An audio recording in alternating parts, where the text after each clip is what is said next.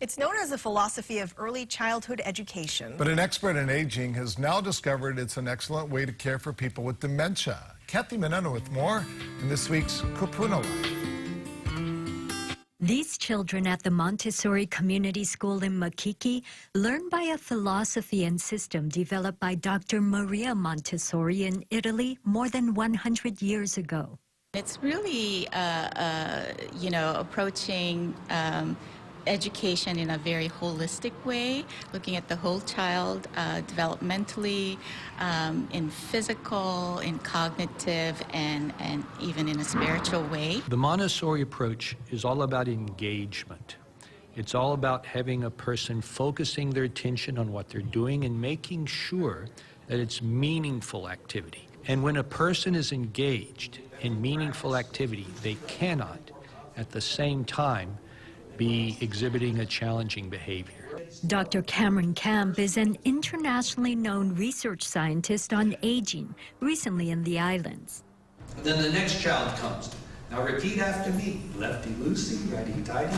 And the first child goes to the next learning station where they learn how to put their clothes on coat hangers so they can put away the clothes themselves. He was in New Orleans trying to teach older adults with dementia how to remember things.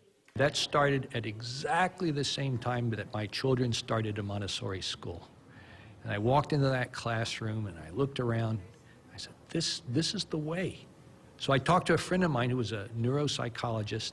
I brought him to the school and I said, am I crazy or is this the way? And he goes, this is it. Dr. Camp says we as a society need to think differently, that dementia is a disability, but we need to emphasize the use of abilities and remaining capacities, that people with dementia need to be seen and treated differently. Start seeing what is possible. It's about inclusion, and it's an issue of human rights.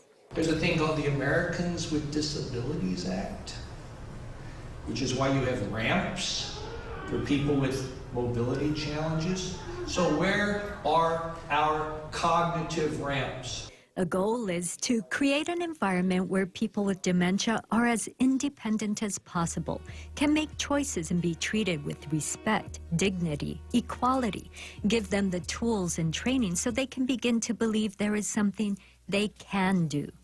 And so this is about humanizing the way we look at persons with dementia. It's about including them into the society. It's about enabling them to be active participants. It's about removing the stigma that we have.